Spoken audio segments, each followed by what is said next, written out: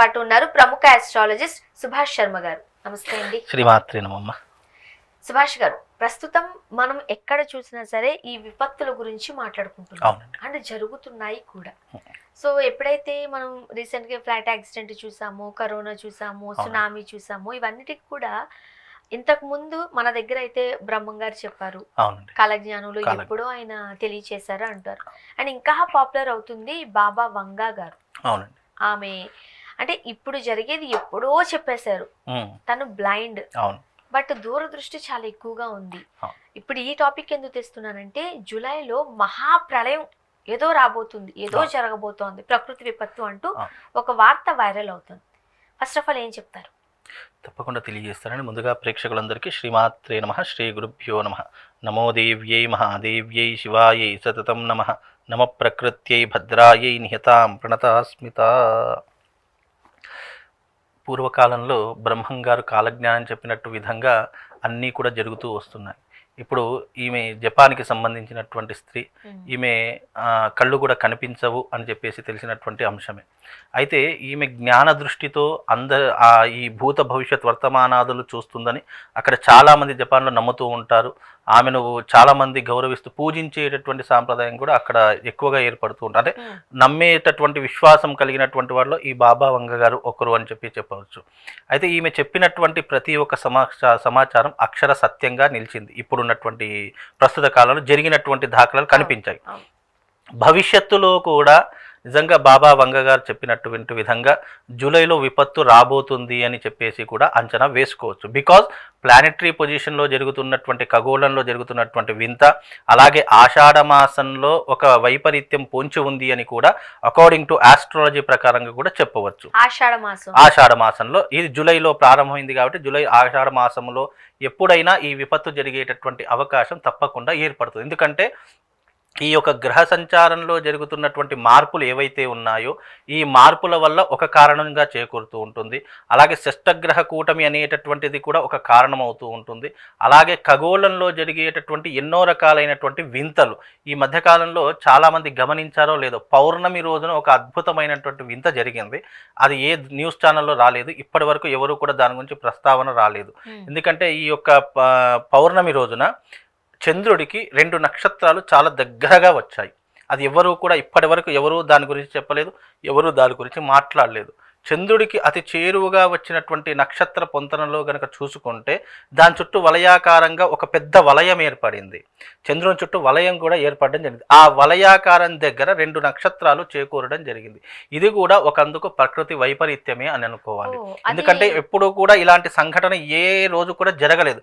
ఎప్పుడు జరిగింది? కృతయుగంలో మాత్రమే జరిగింది. అంటే దేవతలు సంచరించేటటువంటి యుగంలో మాత్రమే ఇలాంటి అద్భుతాలు జరిగాయి. కానీ అప్పటి నుంచి ఇప్పటి వరకు జరగలేదు. అయితే ఇప్పుడు అంటే చంద్రుడు దగ్గరగా నక్షత్రాలు రావడం అనేది చెడుకు సంకేతంగా మనం చూడొచ్చా? 100%. ఎందుకంటే వలయాకారం చుట్టూ ఆ నక్షత్రాలు రావడం జరిగింది.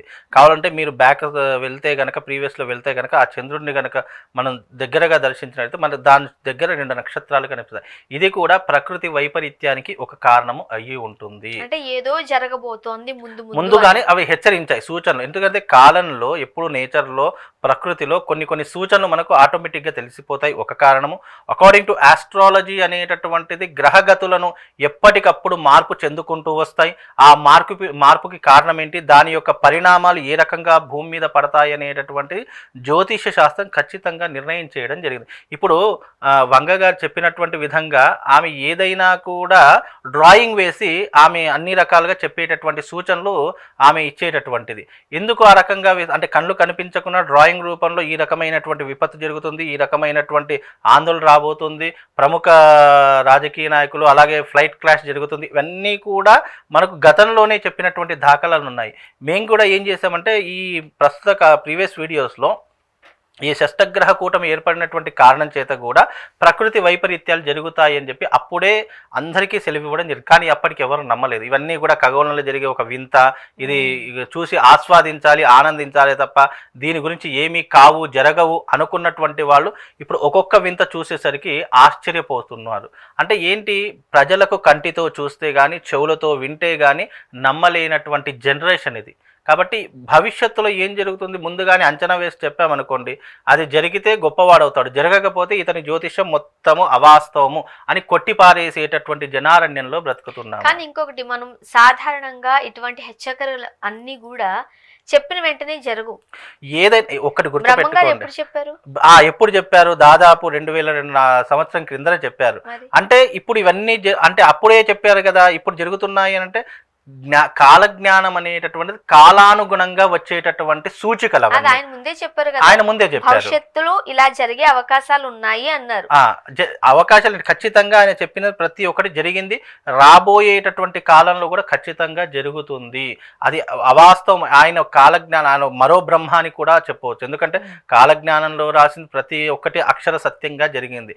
ఆయన కూడా జ్యోతిష్య పండితుడు, మామూలు వ్యవహారం కాదు. జ్ఞానం అనేటటువంటిది గ్రహగతులను, అలాగే నక్షత్ర మండలాలను, అలాగే ఈ యొక్క ప్లానెటరీ పొజిషన్లో జరిగేటటువంటి వింతలను అన్నిటిని ఆధారంగా చేసుకునే భవిష్యత్తు కాలం అనేటటువంటి చెప్పవచ్చు. ఇప్పుడు మనకి 2025లో మనం ఉన్నాము.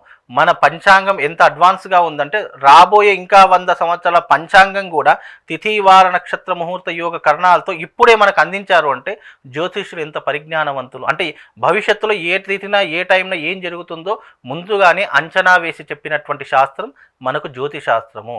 కనుక తప్పకుండా 2025 సంవత్సరంలో ఎన్నో వింతలు విశేషాలు జరుగుతాయి.